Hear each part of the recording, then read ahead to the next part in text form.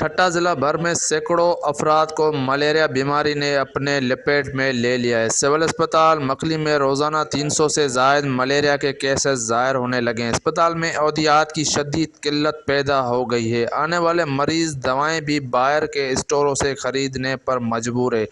ज़िला ठट्टा के मुख्तलिफ इलाकों में मच्छरों की तादाद में बेपनाह इजाफा हो गया है। मलेरिया के सैकड़ों मरीज़ सिविल अस्पताल मकली और दीगर अस्पतालों में इलाज के लिए आए जा रहे हैं। अस्पतालों में अद्वियात की भी शदीद किल्लत पैदा हो गई है।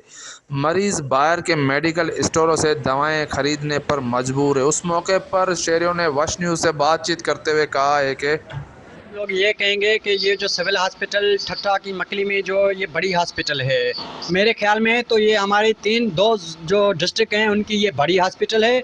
और यहाँ पे मलेरिया के 99% जो ना पेशेंट मलेरिया में मुब्तला हो गए हैं।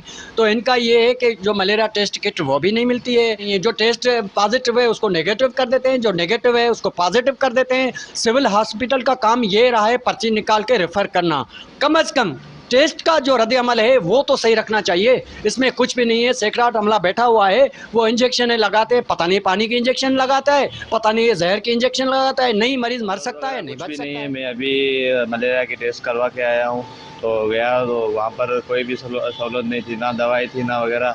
जो टेस्ट की सहूलत है वो भी मतलब कि सही नहीं है। अभी गया था तो प्राइवेट जो लेबॉर्ट्री होती है वहाँ पर गया थे, तो वहाँ से टेस्ट करवाई है। वो वहाँ से भी मतलब कि क्लियर आ रही है। तो सिविल अस्पताल में गए थे, वहाँ से वञूं सही था नहीं आ उते रही। न गोरियुनि न दवाऊं आहिनि, का मेडिसन कोन्हे।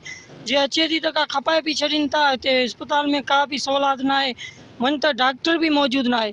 बिल्कुल शहरियों की बातें सुनी। इन्होंने हुकूमत वक्त से मुतालबा किया है कि सिविल हॉस्पिटल ठट्टा में अद्वियात समेत दीगर सहूलियात की फराहमी को यकीनी बनाकर मरीजों को परेशानी से बचाया जाए। तनवीर अली, वश न्यूज़, ठट्टा।